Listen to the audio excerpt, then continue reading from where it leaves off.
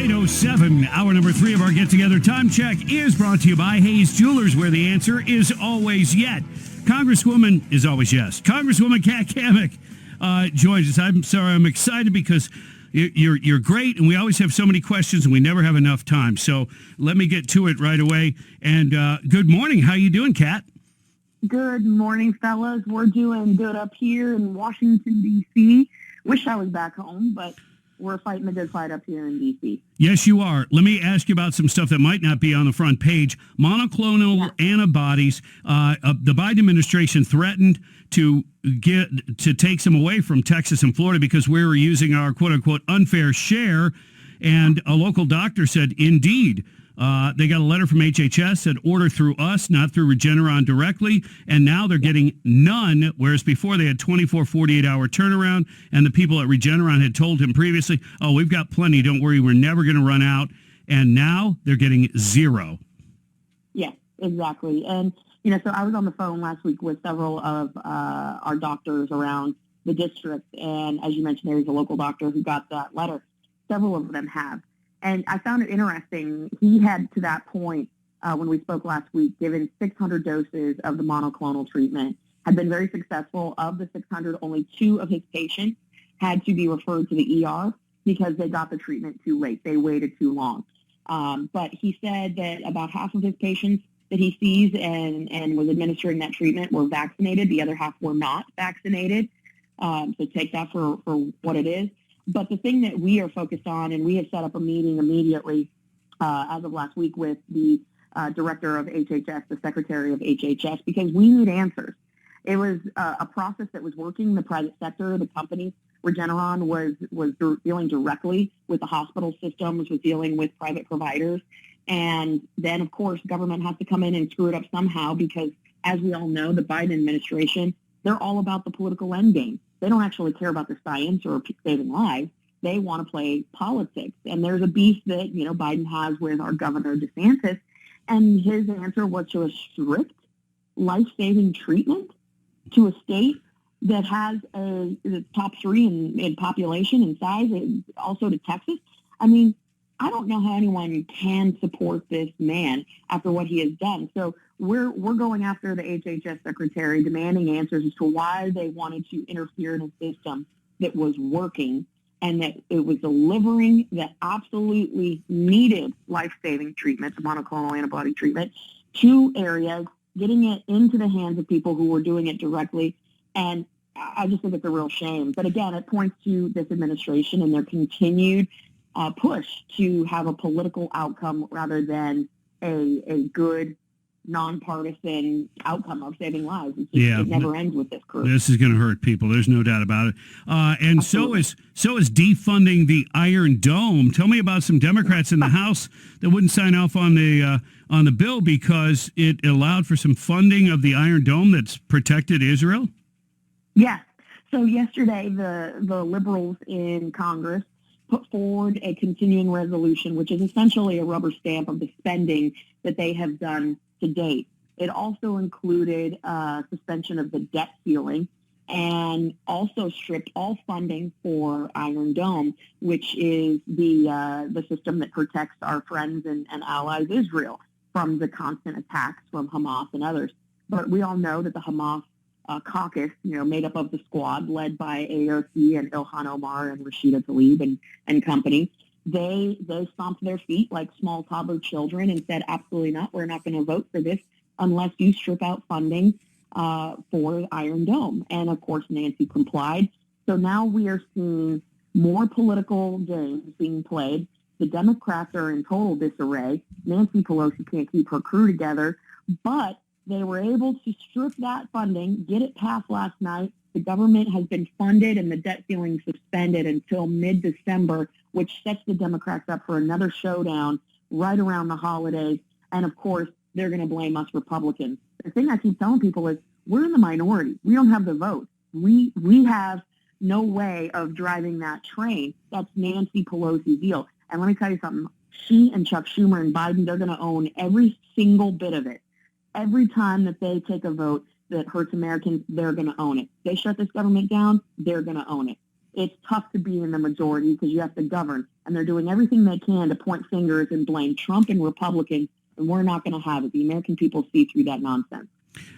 Instead of going into detail about the border and the Haitians and all that, I'm just going to ask you this, Congressman Cammack, Congresswoman, what will it take? You can just call me Kat.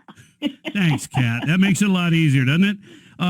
Thanks, Bob. What will it take for the Biden administration to actually take action on the border? What will it take? Because what we've seen so far is utter chaos, and they haven't lifted a finger. They have not. And actually today, in about an hour, we are having a Homeland Security hearing. And I, as you guys know, sit on the Homeland Security Committee. I am the ranking member for FEMA. And testifying before us today is none other than Secretary Mayorkas. And my plan is to eviscerate him over this, because all that he has done is in direct conflict with what a Homeland Security Secretary should be doing, securing the border. He has not done that. We were supposed to be flying these people out. He suspended the flight. I have Border Patrol agents who text me on a daily basis, dismayed, hurt. They've got 75% of their agents pulled off the line, babysitting and processing these people. And now you've got the Democrats screaming that we're being unfair. We have en route right now 60,000 additional Haitians coming up from Chile, Colombia. They are making their way up here. They haven't been on the island in a long time, and they have been waiting in South and Central America. And the word went out when Biden stopped those flights. They are coming.